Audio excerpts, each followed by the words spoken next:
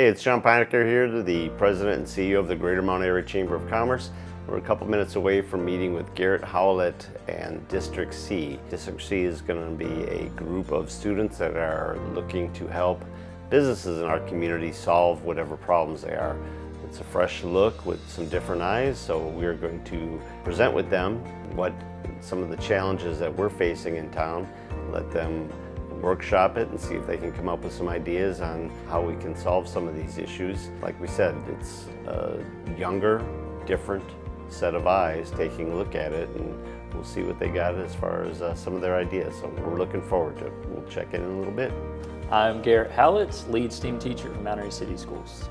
District C as a whole is meant to kind of change how the traditional setting of a classroom is, so that students get a more realistic approach to education, and they get to challenge themselves and their skills that they've been learning throughout their education.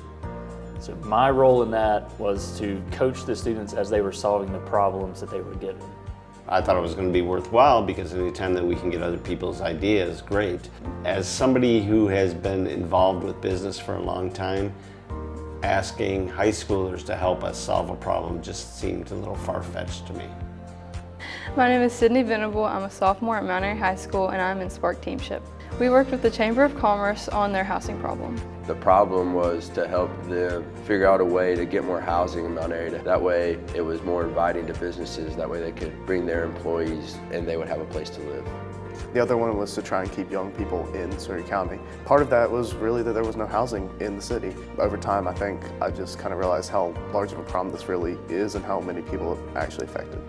We can't continue working on economic development when we have such a shortage in housing. I know the city manager and county managers are all working on it, but we need to get it figured out because it's stifling our growth.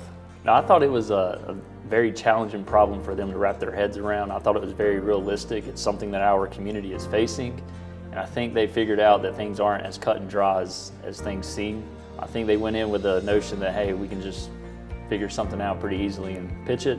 And then they got into the weeds of it and like, this isn't exactly what I thought it was going to be. This is a little bit harder. The timeline we had for this project was 6 weeks. The first couple of weeks was really just baseline information gathering. We had 2 meetings with our partners. The first one just preliminary, getting as much information as we could. And the second one, we had an idea of what we wanted to pitch, and we kind of went through and just checked to make sure we were on the right path. And then about 2 weeks after that second interview, we had our final pitch where we had to deliver our final project. Our initial thought was barn-dominiums because of how cheap they are or how affordable they are. We went through a bunch of different ways to get the housing as affordable as possible, trying different types of building techniques and stuff like that. But I think from the beginning, we kind of had an outline of what we were going to do. So our solution was to build around 140 barn-dominiums on different size acreage plots on a piece of land on North Franklin Road. We were able to get the price down to about $210,000 on average, which is right on the median for what we needed to be. And for the size of the house and the quality of the house, I think it was very good as far as meeting the parameters of what was asked for us. It would have been so easy for them to say, here's a 2-bedroom, 2-bath house, and this is how much it's going to be, and that's it. But they had several different levels of houses, different sized properties. I had invited Darren Lewis, the city manager, to come down and hear their final presentation to me, and when I talked to Darren about it, he agreed that they did great. I definitely learned how to work well in a team outside of a regular classroom. You know, there was always kind of somebody that was always taking the lead or somebody that would always sit back. And I think I was both of those at times in a regular classroom, but I think in this class it really taught us all how to work well with each other and find our niche in a group setting and figure out what we do best to help produce the best outcome. I learned how much needs to go into building a house. I did get more confidence because I had to call people and talk to new people. Mainly I learned how to present to people that aren't part of the school, or how to solve real-world problems with real-world numbers and real-world experience. I've thoroughly enjoyed doing District C. I think every student in this high school should go through this program because they're always asking us, like, why am I doing this in math class, or why am I doing this in science class, or wherever? And this is the opportunity that they can put all of those things they've learned into action. They get to answer their own why. These are not hypothetical problems. These are problems that businesses or communities are facing, and they're trying to improve their communities.